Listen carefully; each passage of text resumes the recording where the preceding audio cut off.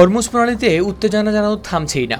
যুক্তরাষ্ট্রের president Donald Trump যখন যুদ্ধ ও মূল্যস্ফীতি নিয়ে মন্ত্রিসভার গুরুত্বপূর্ণ বৈঠকে ব্যস্ত, ঠিক সেই সময়ই ইরানের ইসলামী বিপ্লবী গার্ড বাহিনী বা আইআরজিসি দাবি করেছে মার্কিন সামরিক পাহারায় চলা দুটি তেলবাহী ট্যাঙ্কারে হামলা চালিয়েছে তারা।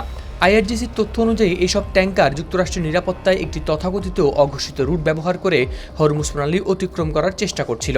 তারা আরও দাবি করেছে হামলার পর আরও 4টি ট্যাঙ্কার দ্রুতই দিক পরিবর্তন করে ফিরে যায় আগের অবস্থানে। তবে এই দাবির বিষয়ে যুক্তরাষ্ট্র তাৎক্ষণিকভাবে দেয়নি কোনো নিশ্চিত বক্তব্য। সংবাদ মাধ্যম দ্য গার্ডিয়ানের প্রতিবেদনে প্রকাশ পেয়েছে এই তথ্য।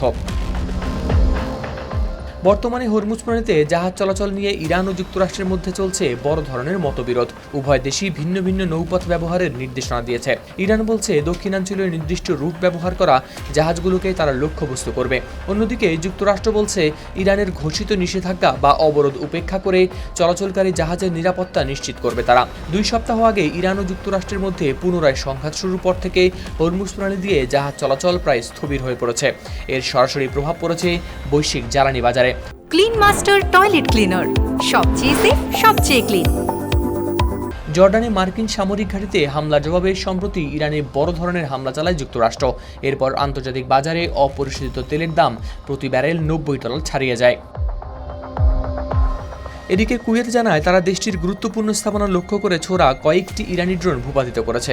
একই সময়ে দক্ষিণ লেবাননে হিজবুল্লাহর স্থাপনা লক্ষ্য করে বড় ধরনের বিস্ফোরণ ঘটিয়েছিল ইসরায়েল। লেবাননের অভিযোগ এটি যুদ্ধবিরতির লঙ্ঘন। তবে ইসরায়েল জানায় নিজেদের নিরাপত্তা নিশ্চিত করতেই চালানো হয়েছে এই অভিযান।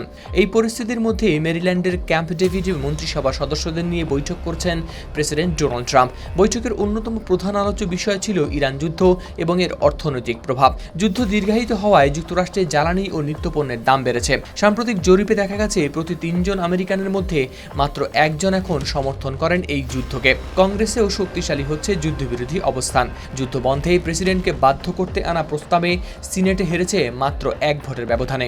প্রস্তাবের পক্ষে ভোট দিয়েছেন 49 আর বিপক্ষে ভোট পড়েছে মাত্র 50। হাওলাদার শামীম, RTV।